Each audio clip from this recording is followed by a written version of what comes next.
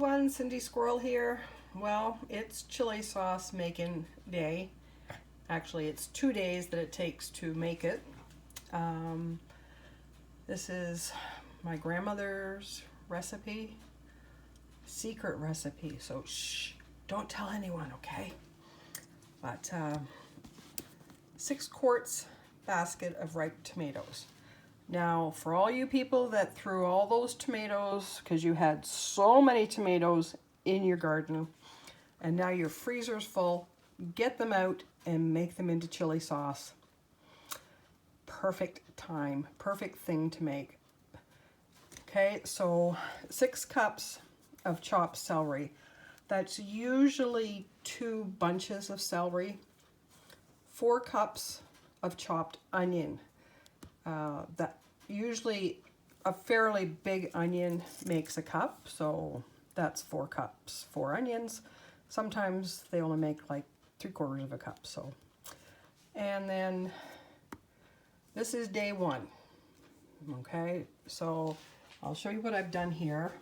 This is just my tomatoes in a sieve in a bowl, and I do that first and I let it drain. See all the juice in the bottom there? I let it drain while I'm doing my vegetables. This one, I'm making a double batch. So this one is almost done. I just have to add the celery. So this has got the tomatoes in it, the onions in it, and a 1/2 cup of pickling salt. And you're saying, oh my gosh, that's a lot of salt. But you're going to rinse it off tomorrow, okay? You're not going to leave all that salt in there. That would be yucky. And the salt, what it's going to do, it's going to take all the juice out of the tomatoes, out of the onions, and out of the celery.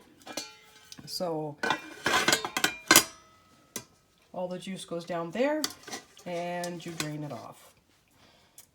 Now, like I said, a fair good size onion makes a cup. We want 4 cups. So I'm not into crying, so I use my food processor, and I just use the pulse setting because you just want them chopped. You don't want them liquefied because the liquid's just going to run through the sieve. So I just cut the onions in half, flip them over, take the tops off with my talon. I just get under the skin, peel it back, cut it off, and that's what I throw into the food processor like that. So I've got 4 onions in there. Everything's locked and loaded, and I just gonna pulse it. Keeping an eye on it.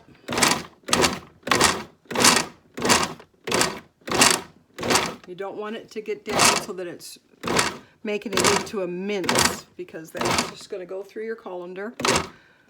But you don't want any big pieces in there. And that looks good. Wasn't that easy? Okay, so we're back over here, and my tomatoes have almost filled to the bottom of the colander here.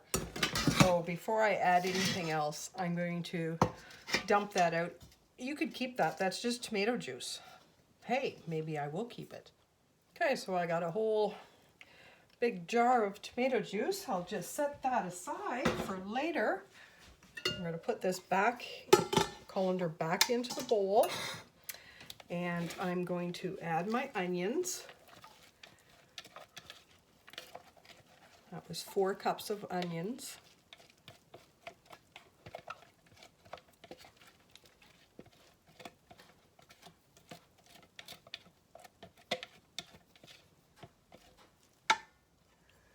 Now this is where you can do your quality control. You can pick out any big piece that you don't like and toss it out of there. I'll just give that a little stir. See if there's any pieces you want to throw out. Looks pretty good to me. Now you can add your 1/2 cup of salt to to this one. And then we'll just let that sit while we start the celery. Now you need 6 cups of chopped celery. Usually one of these is 3 cups. And I've washed this, and I do mine like this. That's holding it all together. And I can just whisk this through so easy. You don't need a food processor for this.